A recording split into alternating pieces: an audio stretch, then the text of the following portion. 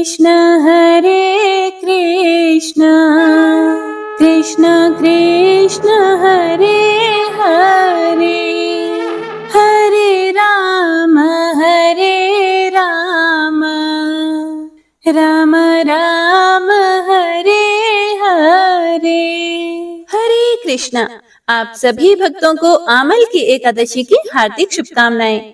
हे प्रिय भक्तों, फाल्गुन मास के शुक्ल पक्ष की आमल की एकादशी, जिसे आंवला एकादशी और रंग भरी एकादशी के नाम से भी जाना जाता है, यह अत्यंत कल्याणकारी और मंगलमय एकादशी है, जो कि बड़े से बड़े पापों का भी नाश करने वाली है।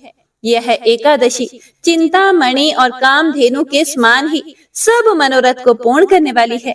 इसका पालन करने से व्यक्ति अपने पूर्व जन्म के सभी पाप कर्मों से मुक्त हो जाता है और परम भगवान की शुद्ध प्रेमा भक्ति प्राप्त करता है। जो मनुष्य व्रत ना भी रख पाए तो आमल की एकादशी की व्रत कथा को सुनने मात्र से भी उसकी समस्त मनोकामनाएं पूर्ण होती हैं और अपार धन संपत्ति की प्राप्ति होती है। ऐसा स्वयं भगवान श्री हरि विष्णु जी कहते हैं। तो आज हम श्रवण करेंगे आमल की एकादशी की संपूर्ण व्रत कथा। तो आइए भगवान के चरण कमलों का ध्यान करते हुए कथा का रसपान करते हैं। जय श्री गणेश। भगवान श्री कृष्ण के श्रीमुख से एकादशियों का महात्म्य सुनकर श्रद्धा पूर्वक उन्हें प्रणाम करते हुए युधिष्ठिर महाराज ने कहा, हे केशव, आपके श्रीमुख से एकादशियों की कथा सुनकर मुझे असीम आनंद की प्राप्ति हो रही है। हे मधुसूदन, कृपा करके अब फाल्गुन मास के शुक्ल पक्ष की एकादशी का महात्म्य सुनाने की भी कृपा कीजिए। हे पुंडरीकाक्ष, फाल्गुन माह के शुक्ल पक्ष की एकादशी का क्या नाम है तथा उसके व्रत का क्या विधान है और इसकी क्या कथा है? कृपा करके इसके संबंध में भी मुझे विस्तार से बताइए। तब भगवान श्री कृष्ण जी ने कहा, हे युधिष्ठिर, हे धर्मनंदन, प्राचीन समय की बात है जब राजा मांधाता ने भी वशिष्ठ ऋषि से यही प्रश्न पूछा था। फाल्गुन मास के शुक्ल पक्ष में आने वाली एकादशी को आमल की एकादशी कहते हैं और इस व्रत का पालन करने वाले मनुष्य को आध्यात्मिक जगत की प्राप्ति होती है। प्राचीन काल की बात है, महान राजा मांधाता ने वशिष्ठ जी से पूछा कि हे वशिष्ठ जी, यदि आप मुझ पर प्रसन्न हैं तो ऐसे व्रत का विधान बताने की कृपा करें जिससे मेरा कल्याण हो। महर्षि वशिष्ठ जी ने कहा कि हे राजन, सभी व्रतों से उत्तम और अंत में मोक्ष देने वाला आमल की एकादशी का व्रत है। राजा मांधाता ने कहा, हे ऋषि श्रेष्ठ, इस आमल की एकादशी के व्रत की उत्पत्ति कैसे हुई? इस व्रत के करने का क्या विधान है? हे वेदों के ज्ञाता, कृपा करके यह सब वृतांत मुझे विस्तार पूर्वक बताइए। महर्षि वशिष्ठ जी ने कहा, हे राजन, मैं तुम्हारे सामने विस्तार से इस व्रत का वृतांत कहता हूँ। एकाग्र चित्त होकर सुनो। यह व्रत फाल्गुन मास के शुक्ल पक्ष में होता है। इस व्रत के फल के प्रभाव से सभी पाप समूल नष्ट हो जाते हैं। इस व्रत का पुण्य 1000 गौदान के फल के समान है। वशिष्ठ ऋषि ने कहा, हे महाभाग, इस सृष्टि के प्रारंभ काल में भगवान श्री विष्णु के थूक से चंद्र समान बिंदु प्रकट हुआ। वह बिंदु जब पृथ्वी पर गिरा तो उसमें से एक वृक्ष उत्पन्न हुआ जिसे आमल की नाम से जाना जाता है। इस वृक्ष को देखकर सभी देवी देवता, गंधर्व, यक्ष इत्यादि आश्चर्यचकित हो गए। उसी समय एक आकाशवाणी हुई। आकाशवाणी इस प्रकार बोली, हे देवताओं, यह श्री विष्णु का अत्यंत प्रिय वृक्ष आमल की है। आमल की अर्थात आंवले का वृक्ष। इस प्रकार इस परम पवित्र वृक्ष की उत्पत्ति हुई। आंवले की महत्ता उसके गुणों के अतिरिक्त इस बात से भी है कि इसकी उत्पत्ति भगवान विष्णु के श्रीमुख से हुई है। मान्यता है कि आमल की एकादशी पर जो भी मनुष्य आंवले के पेड़ की पूजा करता है तथा आमल की एकादशी की व्रत कथा को सुनता है, उसे सभी एकादशियों का फल मिलता है। धन दौलत में किसी तरह की दिक्कत और कमी नहीं होती और व्यक्ति का जीवन सुख समृद्धि के साथ व्यतीत होता है। हे प्रिय भक्तों, वशिष्ठ जी आगे बोले कि अब मैं आपको एक पौराणिक कथा सुनाता हूँ, ध्यान पूर्वक इसका श्रवण करो। प्राचीन समय में वैदेश नाम का एक नगर था। उस नगर में ब्राह्मण, वैश्य, क्षत्रिय, शूद्र चारों वर्ण के मनुष्य प्रसन्नता पूर्वक निवास करते थे। नगर में सदैव वेद ध्वनि गूंजा करती थी। उस नगरी में कोई भी पापी, दुराचारी, नास्तिक नहीं था। उस नगर में चैत्ररथ नामक चंद्रवंशी राजा राज्य करता था। राजा चैत्ररथ धार्मिक और सत्य प्रिय राजा थे। उनके अंदर 10,000 हाथियों का बल था। वह व्यापार, धन संपदा से युक्त थे और वैदिक ज्ञान में भी निपुण थे। इन सभी ऐश्वर्य से युक्त होने पर भी राजा अत्यंत विनम्र और धर्मपरायण थे। उनके राज्य में किसी भी प्रकार की व्याधि या असंतुष्टि नहीं थी। राजा और प्रजा दोनों ही वैदिक जीवन का पालन करने वाले और हर प्रकार से सुखी थे। राजा स्वयं भगवान शिव की विशेष सेवा पूजा करते थे और मास की दोनों एकादशी का निष्ठा पूर्वक पालन करते थे। एक दिन फाल्गुन मास के शुक्ल पक्ष में आमल की एकादशी का परम पवित्र दिन आया। एकादशी के एक दिन पहले राजा ने पूरे राज्य में आमल की एकादशी व्रत के महत्व को बताते हुए घोषणा की कि सभी नगरवासी निष्ठा पूर्वक नियम अनुसार इस पवित्र एकादशी का पालन करेंगे। अब दूसरे दिन प्रातः स्नान करके राजा अपनी प्रजा के साथ भगवान श्री विष्णु के मंदिर गए। वहां उन्होंने आमल की अर्थात आंवले के वृक्ष का पूजन किया। राजा द्वारा इस वृक्ष को जल, उत्तम छत्र, स्वर्ण, हीरे, मोती, सुगंधित धूप, अगरबत्ती अर्पित किए गए और उनसे प्रार्थना की गई। उस दिन संपूर्ण रात्रि के दौरान राजा ने अपनी प्रजा के साथ उसी स्थान पर रहकर आमल के वृक्ष की पूजा आराधना की और भगवान श्री हरि विष्णु की लीलाओं का श्रवण तथा कीर्तन किया। उस समय पशुओं की हत्या करके अपने परिवार का पालन पोषण करने वाला एक अत्यंत क्रूर और पापी शिकारी उस स्थान पर आ पहुंचा। पशुओं का पीछा करते हुए थकान से ग्रस्त उस शिकारी ने उसी स्थान पर थोड़ा विश्राम करने का निर्णय किया। जैसे ही वह उस पेड़ के नीचे गया तो उसने देखा कि राजा अपनी प्रजा के साथ आमल के वृक्ष की पूजा कर रहे हैं। यह देखकर उसे बड़ा आश्चर्य हुआ। इस अचरज को देखते हुए वह शिकारी उसी पेड़ के पीछे छिपकर पूरी रात्रि वहीं पर बैठा रहा और राजा द्वारा की जाने वाली पूजा को देखता रहा और भगवान श्री कृष्ण की कथा का श्रवण करता रहा। दूसरे दिन प्रातः काल राजा ने एकादशी व्रत का पारण किया और अपनी प्रजा के साथ वापस अपने नगर में चले गए। अब इस ओर यह शिकारी भी अपने घर को चला गया और वहां जाकर भोजन किया। कुछ समय व्यतीत होने के पश्चात उस शिकारी की मृत्यु हो गई। हालांकि जीव हिंसा करने के कारण वह घोर नरक का भागी था, परंतु उस दिन आमल की एकादशी व्रत तथा जागरण के प्रभाव से उसने राजा विदुरथ के यहाँ जन्म लिया। उसका नाम वसुरथ रखा गया। बड़ा होने पर वह चतुरंगिनी सेना सहित तथा धन धान्य से युक्त होकर 10,000 ग्रामों का संचालन करने लगा। हे प्रिय भक्तों, वह तेज में सूर्य के समान, कांति में चंद्रमा के समान और वीरता में भगवान विष्णु के समान तथा क्षमा में पृथ्वी के समान था। वह अत्यंत धार्मिक, सत्यवादी, कर्मवीर और विष्णु जी का परम भक्त था। वह प्रजा का अपने पुत्र के समान पालन करता था। दान देना उसका नित्य का कर्म था। एक समय राजा वसुरथ शिकार खेलने के लिए गए और दैव योग से वन में वह रास्ता भटक गए और दिशा का ज्ञान ना होने के कारण उसी वन में एक वृक्ष के नीचे वे सो गए। और कुछ समय के बाद पहाड़ी डाकू वहां आए और राजा को अकेला देखकर मारो मारो चिल्लाते हुए राजा वसुरथ की तरफ दौड़े। वह डाकू कहने लगे कि इस दुष्ट राजा ने हमारे माता पिता, पुत्र पौत्र आदि समस्त संबंधियों को मारा है तथा देश से निकाल दिया है। अब हमें इसे मारकर अपने अपमान का बदला लेना चाहिए। इतना कहकर वे डाकू राजा को मारने लगे और उस पर अस्त्र शस्त्र का प्रहार करने लगे। डाकुओं के वह अस्त्र शस्त्र राजा के शरीर से स्पर्श होते ही नष्ट होने लगे तथा राजा को वह शस्त्र पुष्पों के समान प्रतीत होने लगे। कुछ समय के पश्चात प्रभु इच्छा से उन डाकुओं के अस्त्र शस्त्र उन्हीं पर प्रहार करने लगे, जिससे वे सभी डाकू मूर्छित हो गए। उसी समय राजा के शरीर से एक दिव्य देवी प्रकट हुई। वह देवी अत्यंत सुंदर थी तथा सुंदर वस्त्रों तथा आभूषणों से अलंकृत थी। उसकी भृकुटी टेढ़ी थी। उसके नेत्रों से क्रोध की भीषण लपटें निकल रही थी। उस समय वे लपटें काल के समान प्रतीत हो रही थी। उसने देखते ही देखते उन सभी डाकुओं का समूल नाश कर दिया। हे प्रिय भक्तों, नींद से उठने पर राजा वसुरथ ने वहां अनेक डाकुओं को मृत पड़ा देखा।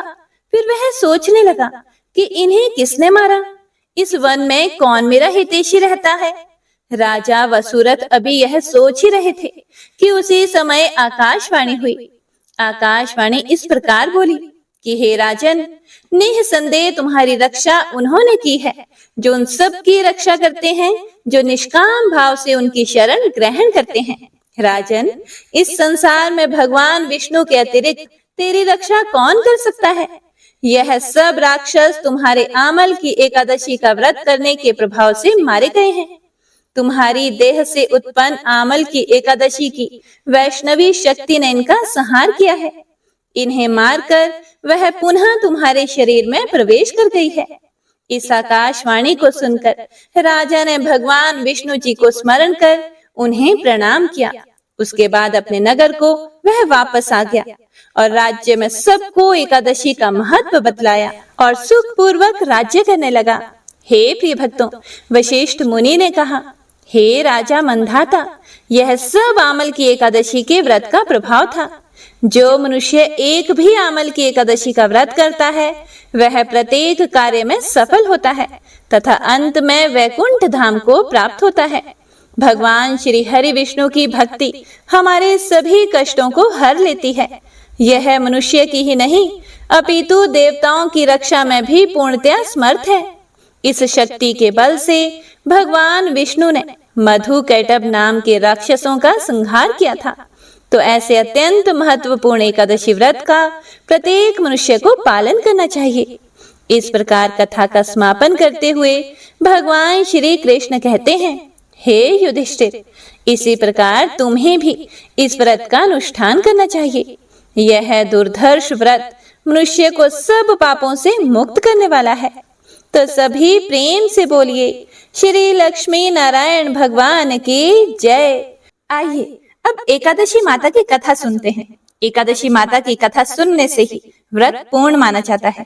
तो प्रेम से बोलिए, एकादशी माता की जय, विष्णु भगवान की जय। एक बार एक बूढ़ी माँ ने एकादशी का व्रत रखा। बड़े ही भक्ति भाव से पूजा अर्चना की। वे बहुत ही वृद्ध थीं, फिर भी उन्हें वृद्धावस्था में क्या बाधा थी। वे तो अपने पुत्र पौत्रों की सुख सुविधा के लिए व्रत रखने लगी थी। वे दिन भर तो जरा कठोर मन करके अपनी प्यास को रोके रही। दिन में पूजा पाठ किया, कथा सुनी और पंडित जी को मिट्टी के पात्र में भरकर पानी और ऋतुफल दान में दिए। डोना भर भर के बूरा शक्कर वितरण किया। दिन में गर्मी बहुत थी, जिसकी वजह से उन्हें गर्मी के कारण बहुत बेचैनी हो रही थी। इसी कारण से बहुत देर तक बूढ़ी माई पानी में पड़ी रही और पानी के कुल्ला करती रही, मुंह धोती रही। तब कहीं थोड़ा बहुत धैर्य बंध पाया। धूप तो तेज पड़ ही रही थी, इस कारण बार बार मुंह सूख रहा था। बूढ़ी माँ बहुत बेचैन हो रही थी। एक तो बुढ़ापा और दूसरा यह भयंकर गर्मी। वृद्धावस्था की स्थिति तो कुछ दूसरी ही प्रकार की होती है। जैसे तैसे रो धो के दिन तो कट गया। अब पहाड़ सी रात सामने थी। उसका कटना बड़ा ही कठिन दिखाई दे रहा था। खटिया पर पड़े शांति नहीं मिल रही थी। वे बार बार करवट बदल रही थी। अनेक बार वे बाहर जाती और भीतर आती। उन्हें घर के अंदर शांति नहीं थी। फिर वे पड़ी पड़ी एकादशी माता का स्मरण करती रही। वे कहती रही कि हे माता जी, आप मेरी लाज रखिएगा। आप ही मुझे शक्ति दीजिएगा जिससे मैं भली भांति आपका व्रत पूरा कर सकूं और यह पहाड़ सी रात शांति पूर्वक व्यतीत हो सके। प्यास के कारण बूढ़ी माँ की बेचैनी तो बढ़ ही रही थी। उन्होंने धैर्य रखने का बहुत प्रयास किया, किंतु सहनशीलता की सीमा टूट गई और वे घबराकर एकदम चिल्ला पड़ी। बोली कि बचाओ बचाओ। अम्मा का चिल्लाना सुनकर परिवार भर के नर नारी, बच्चे और पड़ोसी एकत्रित होकर बूढ़ी अम्मा की खटिया के समीप आ पहुंचे। सबने पूछा कि अम्मा जी, आपको क्या हुआ? आप क्यों चिल्ला रही हैं? आप इस वृद्धावस्था में यह कठिन व्रत क्यों कर रही हैं? अम्मा जी, शक्ति से ही भक्ति होती है। थोड़ी ही देर में वे फिर से बोली कि अरे, हमारे तो प्राण ही निकले जा रहे हैं। मेरी छाती पर ठंडे पानी का घड़ा रख दीजिए। नातियों ने दादी की छाती पर ठंडे पानी का पात्र रख दिया। तब कहीं उन्हें थोड़ा सा आराम मिला और थोड़ी देर के लिए उन्होंने अपनी आंखें बंद कर ली। एकादशी माता ने सोचा कि यह बूढ़ी अम्मा है तो बहुत कठोर, जरा जाकर उसकी परीक्षा लेनी चाहिए। एकादशी माता आधी रात को मुर्गा बनकर टेर लगाने लगी। मुर्गा की आवाज सुनकर दादी जल्दी से उठी और बाहर जाकर आसमान की ओर देखा, किंतु आसमान में कहीं उन्हें प्रातःकालीन तारा दिखाई नहीं दिया। अम्मा सोचने लगी कि यह मुर्गा क्यों और कैसे बोल गया। उन्हें प्यास तो लग ही रही थी, थोड़ा बहुत उनका मन भी विचलित होने लगा था, किंतु अंत में उन्होंने दृढ़ निश्चय किया कि मैं अब व्रत को पूर्ण करके ही छोड़ूंगी, चाहे भले ही मेरे प्राण निकल जाए। यह सोचकर फिर वे खटिया पर शिथिल होकर लेट गई। थोड़ी ही देर में एकादशी माता ने उनकी फिर से परीक्षा लेनी चाहिए। एक छोटी सी बालिका एक गिलास में शरबत लेकर उनके सिरहाने खड़ी हो गई और जोर से बोली कि दादी जी, सवेरा हो गया है, आप हाथ मुंह धोकर शरबत पी लीजिए। पहले तो शरबत का गिलास देखकर अम्मा का मन ललचाने लगा, किंतु अचानक व्रत का स्मरण हो आया और उन्होंने सोचा कि मैं किसी भी प्रकार से अभी शरबत नहीं पी सकती हूँ, और वे शांति पूर्वक अपनी खटिया पर लेट गई। फिर थोड़ी ही देर में उन्हें ऐसा लगा जैसे किसी ने उन्हें पानी के कुएं में पटक दिया हो। वे बड़ी देर तक उस कुएं में हाथ पांव चलाते रहे, किंतु उन्होंने अपने मुंह में पानी की एक बूंद भी नहीं जाने दी और वे दृढ़ता पूर्वक अपना व्रत पालती रही। थोड़ी ही देर में ना जाने कहां से सामने आग जलने लगी, जिससे भारी गर्मी बढ़ने लगी। प्यास के कारण प्राण निकलने लगे, किंतु बूढ़ी अम्मा का कुछ भी नहीं बिगाड़ पाया। वे जहां की तहां मुस्कुराती हुई सी बैठी रही। थोड़ी ही देर में बाहर प्रकाश दिखाई देने लगा। ऐसा लगा कि जैसे सवेरा हो गया हो। बूढ़ी अम्मा ने जब बाहर निकलकर देखा तो समझ गई कि अभी सवेरा होने में 3-4 घंटे की देरी है। यह जानकर वे शांति पूर्वक इधर उधर घूमने फिरने लगी। एकादशी माता यह बात अच्छी तरह से समझ गई थी कि यह बूढ़ी अम्मा किसी भी प्रकार से अपने व्रत से नहीं टल सकती। वे उनके सत्य व्रत को अच्छी तरह से समझ गई। सवेरा होते ही बूढ़ी माता ने स्नान किया, भगवान का पूजन पाठ किया, एकादशी माता की कथा सुनी, ब्राह्मणों को दक्षिणा देकर भोजन कराया। तब कहीं उन्होंने जल ग्रहण किया। कन्याओं को भोजन कराने के बाद अम्मा ने स्वयं भोजन किया। उस श्रेष्ठ व्रत के प्रताप से बूढ़ी अम्मा की आयु में वृद्धि हो गई। उनका घर परिवार हरा भरा हो गया। घर में अब उनके कोई अभाव नहीं रहा। वे हर तरह के सुख साधनों से संपन्न हो गई। नाती नातिनों से उनका घर भर गया और वे उसी दिन से 12 महीने की एकादशी का व्रत करने लगी। एकादशी माता के व्रत के प्रताप से इस संसार में हर प्रकार के सुख भोगकर अंत में वैकुंठ धाम को चली गई। जैसे एकादशी माता ने बूढ़ी माता और उनके परिवार को हरा भरा किया, ऐसे ही एकादशी माता हम सभी की मनोकामनाओं को पूर्ण करे। बोलिए एकादशी माता की जय। बोलिए श्री तुलसी शालिग्राम जी की जय। आइए अब बड़ी ही श्रद्धा और प्रसन्नचित मन से मनोकामनाओं को पूरी करने वाली तुलसी माता की कथा को सुनते हैं। तुलसी माता की कथा को सुने बिना व्रत पूर्ण नहीं माना जाता, तो प्रेम से बोलिए तुलसी शालिग्राम की जय। सावर्णी मुनि की पुत्री तुलसी अपूर्व सुंदरी थी। उनकी इच्छा थी कि उनका विवाह भगवान नारायण के साथ हो, इसके लिए उन्होंने नारायण पर्वत की घाटी में स्थित बद्री वन में घोर तपस्या की। दीर्घ काल तक तपस्या के उपरांत ब्रह्मा जी ने प्रसन्न होकर दर्शन दिए और वर मांगने को कहा। तुलसी जी ने कहा, हे सृष्टिकर्ता, हे ब्रह्मदेव, आप अंतर्यामी हैं, सबकी मन की बात जानते हैं। फिर भी मैं अपनी इच्छा आपसे बताती हूँ। मैं चाहती हूँ कि भगवान श्री नारायण मुझे पति रूप में मिले। ब्रह्मा जी ने कहा, तुम्हारा अभीष्ट तुम्हें अवश्य मिलेगा। अपने पूर्व जन्म में किसी अपराध के कारण तुम्हें श्राप मिला है। इसी प्रकार भगवान श्री नारायण के एक पार्षद को भी दानव कुल में जन्म लेने का श्राप मिला है। दानव कुल में जन्म लेने के बाद भी उसमें नारायण का अंश विद्यमान रहेगा। इसीलिए इस जन्म में पूर्व जन्म के पाप के शमन के लिए संपूर्ण नारायण तो नहीं मिलेंगे, लेकिन नारायण के अंश से युक्त दानव कुल में जन्मे उस शापग्रस्त पार्षद से तुम्हारा विवाह होगा। शाप मुक्त होने पर भगवान श्री नारायण सदा सर्वदा के लिए तुम्हारे पति हो जाएंगे। तुलसी जी ने ब्रह्मा के इस वर को स्वीकार किया, क्योंकि मानव कुल में जन्म के कारण उस मायावी भोग को तो भोगना ही था। तुलसी जी बद्री वन में ही रहने लगी। नारायण का वह पार्षद दानव कुल में जलंधर के नाम से पैदा हुआ था।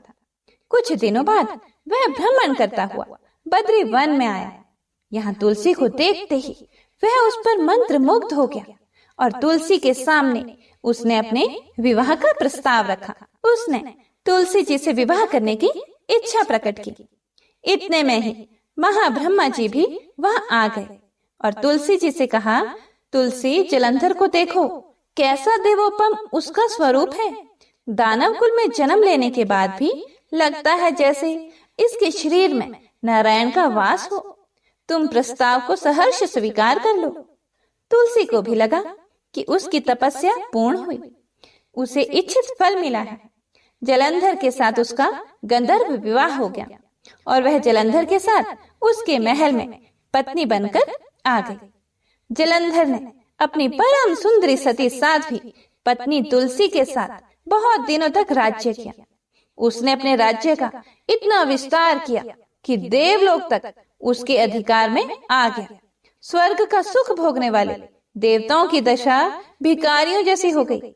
जलंधर किसी को कष्ट नहीं देता था, पर अधिकार और राज्य छिन जाने से सारे देवता मिलकर ब्रह्मा, विष्णु और शिव जी की सभा में गए तथा अपनी विपत्ति सुनाई। ब्रह्मा जी ने कहा, तुलसी परम साध्वी है, उसका विवाह जलंधर से मैंने ही कराया था। जलंधर को तब तक नहीं हराया जा सकता या मारा जा सकता जब तक तुलसी को ना छला जाए। विष्णु जी ने कहा, जलंधर पूर्व जन्म में मेरा पार्षद था। श्राप के कारण उसे दैत्य कुल में जन्म लेना पड़ा। इस जन्म में भी मेरा अंश उसमें व्याप्त है। साथ ही तुलसी के पतिव्रत धर्म से वह अजय है। फिर देवताओं की सहमति से भगवान शिव ने जलंधर के पास संदेश भेजा कि या तो वह देवताओं को राज्य लौटा दे या फिर उनसे युद्ध करे। जलंधर शंकर के पास पहुंचा। उसने कहा, देवाधिदेव, आपके लिए देवताओं का पक्ष लेना उचित नहीं है। राज्य बढ़ाना हर राजा का कर्तव्य है। मैं किसी को दुखी नहीं कर रहा हूँ। देवताओं से कहिए कि वे मेरी प्रजा बनकर रहे। मैंने आपका कोई भी अपमान नहीं किया है। हमारा आपका युद्ध शोभा नहीं देता है। अगर आप हार गए तो बड़ी लज्जा की बात होगी। मैं हार गया तो आपकी कीर्ति बहुत अधिक नहीं बढ़ेगी। भगवान शंकर फिर हंसने लगे। वे तो सब रहस्य समझते थे। तुलसी और जलंधर के पूर्व जन्म के श्राप की अवधि लगभग पूरी हो चुकी थी। फिर शंकर जी बोले, इसमें कीर्ति और लज्जा की बात क्या है? तुम देवों को राज्य लौटाकर उन्हें उनके पद पर प्रतिष्ठित होने दो। युद्ध से बचने का यही एक उपाय है। जलंधर ने कहा, मैंने युद्ध के बल से देवलोक जीता है। कोई उसे युद्ध के द्वारा ही वापस ले सकता है। यह है मेरा अंतिम उत्तर है। अब मैं जा रहा हूँ। ऐसा कहकर जलंधर चला गया। उसने अपनी पत्नी तुलसी को सारी बातें बताई और कहा, कर्म भोग सब काल सूत्र में बंधा है। जीवन में हर्ष शोक भय सुख दुख मंगल अमंगल काल के अधीन हैं। हम तो केवल निमित्त हैं। संभव है भगवान शिव देवों का पक्ष लेकर मुझसे युद्ध करे। तुम चिंता मत करना, तुम्हारा सती तेज मेरी रक्षा करेगा। दूसरे दिन भगवान शंकर के नेतृत्व में देवताओं ने युद्ध छेड़ दिया। जलंधर ने भीषण बाणों की वर्षा कर उनका वेग रोका। उसके प्रहार से देवता डगमगाने लगे। उसने दानवी शक्ति का प्रयोग करके मायावी युद्ध आरंभ किया। युद्ध स्थल पर वह किसी को भी दिखाई नहीं देता था, पर उसके अस्त्र शस्त्र प्रहार कर देवों को घायल कर रहे थे। देवगण अपने अस्त्र चलाएं तो किस पर चलाएं, क्योंकि कोई शत्रु सामने था ही नहीं। कई दिनों तक इस तरह भयंकर युद्ध चला। जलंधर पराजित नहीं हुआ। तब शिव जी ने विष्णु से कहा, विष्णु कुछ तो उपाय करो, अन्यथा मेरा तो सारा यश मिट्टी में मिल जाएगा। विष्णु जी ने सोचा, बल से तो जलंधर को हराया नहीं जा सकता, इसीलिए छल का सहारा लेना ही पड़ेगा। उन्होंने तुरंत अपना स्वरूप जलंधर जैसा बनाया और अस्त्र शस्त्र से सुसज्जित हो तुलसी जी के पास पहुंच गए। बोले, प्रिय, मैं युद्ध जीत गया। सारे देवता भगवान शंकर समेत हार गए। इस खुशी में आओ, मैं तुम्हें अपने अंग से लगा लूं। पति को प्रत्यक्ष खड़ा देखकर तथा विजय का समाचार सुनकर वह दौड़कर मायावी जलंधर के गले से लिपट गई। इस प्रकार पति पत्नी दोनों ने आलिंगन होकर खूब खुशी मनाई। पर पुरुष के साथ इस प्रकार के व्यवहार से उसका सती तेज नष्ट हो गया। उसका सती तेज जो जलंधर की कवच के रूप में रक्षा कर रहा था, वह कवच नष्ट हो गया। जलंधर शक्तिहीन हो गया। यह जानते ही भगवान शंकर ने अपने त्रिशूल से प्रहार किया। त्रिशूल के लगते ही जलंधर जलकर भस्म हो गया। जलंधर के मरने को जानकर विष्णु अपने असली रूप में आ गए। सामने अपने पति जलंधर के स्थान पर भगवान विष्णु को खड़ा देखकर तुलसी बहुत विस्मित हुई। उसको पता लग गया कि स्वयं नारायण ने उसके साथ छल किया है। क्रोध में आकर तुलसी जी ने श्राप दिया, एक सती स्त्री का स्तित्व भंग करने के अपराध में तुम हृदयहीन पत्थर हो जाओ। विष्णु जी ने तुलसी के श्राप को शिरोधार्य कर कहा, देवी, तुम्हारे तथा जलंधर के कल्याण के लिए मुझे ऐसा करना पड़ा। तुम दोनों को श्राप मुक्त करना था। तुम भी अब अपना शरीर त्याग कर तुलसी बिरवा के रूप में जन्म लोगी और मेरी पूजा तुलसी दल से होगी। मैं शालिग्राम पत्थर बनूंगा। मेरे शीश पर तुम आदर से विराजमान होंगी। तुम्हारे पति की हड्डियों के चूर्ण से शंख की उत्पत्ति होगी। उस शंख ध्वनि से देवताओं तथा मेरी पूजा आराधना होगी। जहाँ शंख ध्वनि होगी वहाँ मंगलमय मैं विराजमान रहूंगा। तुमने पूर्व जन्म में बद्री वन में मुझे पाने के लिए बड़ी तपस्या की थी। अब अगले जन्म में मैं नारायण प्रस्तर के रूप में बद्रीनाथ वन में स्थापित होऊंगा और मेरी पूजा अर्चना फल फूल से न होकर तुम्हारी तुलसी दल से होगी। मेरे शीश पर विराजमान होकर तुम मुझसे भी ऊंचा पद प्राप्त करोगी। बोलिए श्री लक्ष्मी नारायण भगवान की जय। आइए आप सुनते हैं एकादशी माता की आरती। ओम जय एकादशी जय एकादशी जय एकादशी माता। विष्णु पूजा व्रत को धारण कर शक्ति मुक्ति पाता। तेरे नाम गिनाऊं देवी भक्ति प्रदान करनी। गण गौरव की देनी माता शास्त्रों में वरनी। ओम जय एकादशी माता।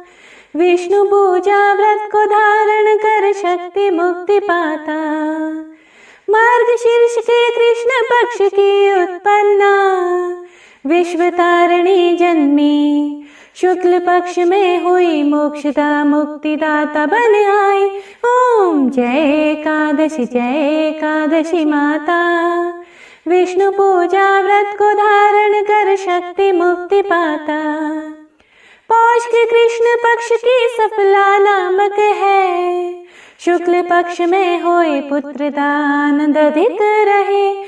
ओम जय एकादशी माता, विष्णु पूजा व्रत को धारण कर शक्ति मुक्ति पाता।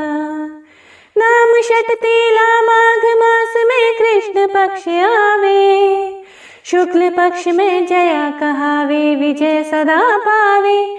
ओम जय एकादशी माता, विष्णु पूजा व्रत को धारण कर शक्ति मुक्ति पाता। विजया फागुन कृष्ण पक्ष में शुक्लामल की, पाप मोचनी कृष्ण पक्ष में चैत्र महाबल की। ओम जय एकादशी माता, विष्णु पूजा व्रत को धारण कर शक्ति मुक्ति पाता। चैत्र शुक्ल में नाम कामदा धन देने वाली, नाम बरूथिनी कृष्ण पक्ष में वैशाख माह वाली। ओम जय एकादशी माता, विष्णु पूजा व्रत को धारण कर शक्ति मुक्ति पाता। शुक्ल पक्ष में होए मोहिनी अपरा ज्येष्ठ कृष्ण पक्षी, नाम निर्जला सब सुख करनी शुक्ल पक्ष रखी। ओम जय एकादशी माता, विष्णु पूजा व्रत को धारण कर शक्ति मुक्ति पाता। योगिनी नाम आषाढ़ माह में जानो कृष्ण पक्ष करनी, देवशयनी नाम कहायो शुक्ल पक्ष धरनी।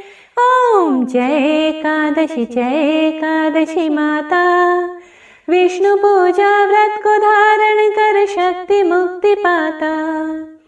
कामिक श्रवण मास में आवे कृष्ण पक्ष कहिए, श्रवण शुक्ला होए पवित्र आनंद से रहिए।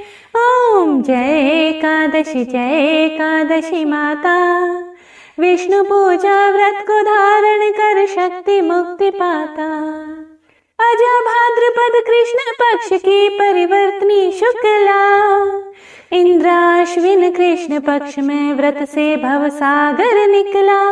ओम जय एकादशी माता, विष्णु पूजा व्रत को धारण कर शक्ति मुक्ति पाता। पपंकुशा है शुक्ल पक्ष में आप हरनहारी, रमा मास कार्तिक में आवे सुखदायक भारी। ओम जय एकादशी माता, विष्णु पूजा व्रत को धारण कर शक्ति मुक्ति पाता।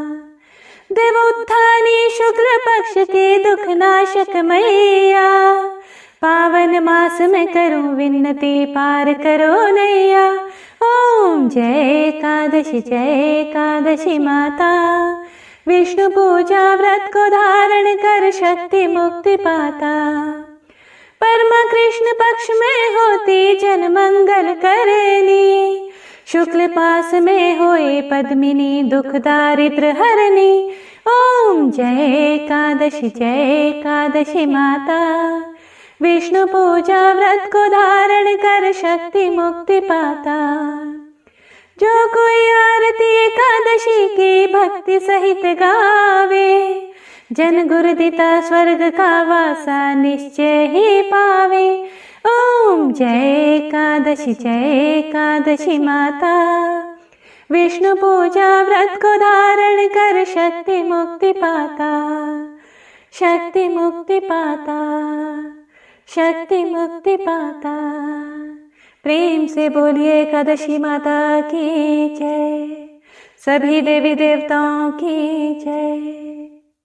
उम्मीद करती हूँ यह वीडियो आपको अच्छी लगी होगी और आप सभी के लिए फलदायक होगी। सनातन धर्म से जुड़े रहने के लिए चैनल के साथ बने रहें और अगर आप चैनल पर नए हैं तो चैनल को सब्सक्राइब जरूर कीजिएगा। धन्यवाद। आपका मंगल हो।